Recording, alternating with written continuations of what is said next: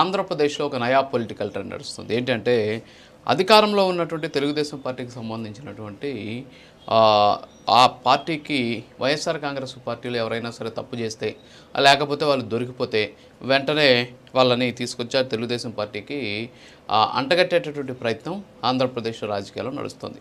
ఎందుకంటే ఇటీవల వైఎస్ఆర్ కాంగ్రెస్ పార్టీకి సంబంధించినటువంటి నాయకులు ఎవరైనా ఏమైనా చేస్తే వెంటనే వాళ్ళు తెలుగుదేశం పార్టీకి సంబంధించినటువంటి వాళ్ళు అనేటటువంటి ముద్ర వేస్తూ ముందుకు వెళ్తున్న పరిస్థితి.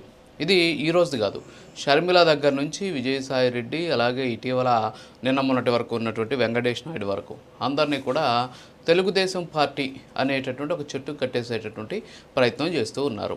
షర్మిల ఏం మాట్లాడినా సరే అది చంద్రబాబు నాయుడు మాట్లాడిస్తున్నాడు. షర్మిల మాటలన్నీ కూడా చంద్రబాబు నాయుడు ఇచ్చినటువంటి స్క్రిప్టు, చంద్రబాబు నాయుడు కోసం ఆమె పలానా కలర్ చీర కట్టుకొని పోయిందని రకరకాలైనటువంటి విమర్శలు సొంత చెల్లెల మీదే చేసినటువంటి పరిస్థితి. తన కోసం తన అధికారంలోకి తీసుకొచ్చేందుకు షర్మిల ఎంత కష్టపడింది అనేది అందరూ కూడా తెలిసినటువంటి విషయమే. అయినప్పటికీ కూడా ఆమెను తీసుకొచ్చి తెలుగుదేశం ఘాటికి కట్టేసినటువంటి పరిస్థితి.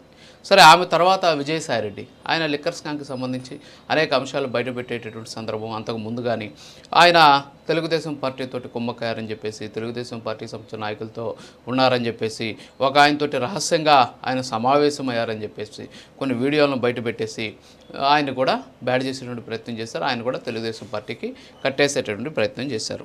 అంతేకాకుండా ఇటీవల ఒక అబ్బాయి రప్ప నరుకుతాం అని చెప్పేసి ప్లకార్డులు పట్టుకుంటే అతను అరెస్ట్ చేస్తే అతను కూడా తెలుగుదేశం పార్టీకి సంబంధించినటువంటి కార్యకర్త. ఆయన దగ్గర తెలుగుదేశం పార్టీకి సంబంధించిన సభ్యత్వం ఉందని చెప్పేసి అతను కూడా తెలుగుదేశం పార్టీ ఘాటి కట్టేసినటువంటి పరిస్థితి.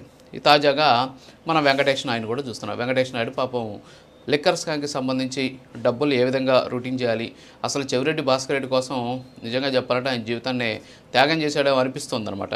ఎందుకంటే చెవిరెడ్డిని నమ్ముకొని చెవిరెడ్డికి డమ్మీ అభ్యర్థిగా నామినేషన్ వేసి ఎంత చేసినా సరే పాపం ఆయన్ని వైఎస్ఆర్ కాంగ్రెస్ పార్టీ నాయకుడిగా గుర్తించలేకపోతున్నారు.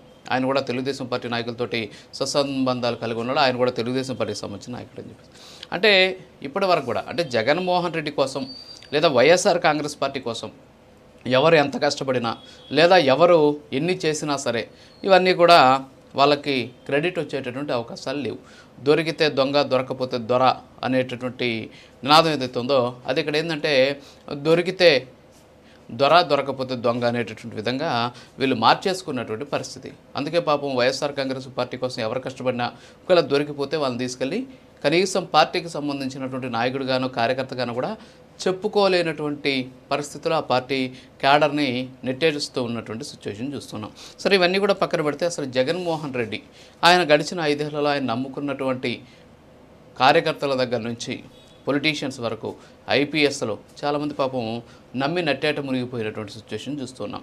ఆయన చెప్పిన ప్రతిదానికి తలొప్పడం, తర్వాత ఐపీఎస్లంతా కూడా ఏ విధంగా సస్పెండ్ అయ్యారు, కొంతమందికి ఇంకా కనీసం పోస్టింగ్లు లేవు, కొంతమంది అరెస్ట్ అయ్యి జైల్లో ఉన్నటువంటి పరిస్థితి. ఇక ఆయనకి కుడి ఎడములుగా ఉన్నటువంటి రిటైర్డ్ అధికారులు కూడా ఈరోజు జైల్లో ఉన్నటువంటి సిచ్యువేషన్. ఇక పార్టీకి సంబంధించినటువంటి నాయకులు క్యాడరు ఆయన చూసి రెచ్చిపోయి సోషల్ మీడియాలో పోస్టులు పెట్టారు. వాళ్ళంతా కూడా పాపం అనేక రకాలైనటువంటి కేసులు ఎదుర్కొంటూ ఉన్న పరిస్థితి. ఇప్పుడు నాయకుల వంతు వచ్చింది. పెద్దిరెడ్డి, మిథున్ రెడ్డి దగ్గర నుంచి చిన్న చితక నాయకుల వరకు అందరూ కూడా ఈరోజు జైల్లో ఉన్నటువంటి సిచ్యువేషన్. అంటే జగన్ని నమ్ముకున్నటువంటి ఎవరైనా సరే జైలుకి వెళ్లాల్సిందేనా అనేటటువంటి కొంత ప్రచారం అయితే జరుగుతూ ఉన్నటువంటి పరిస్థితి.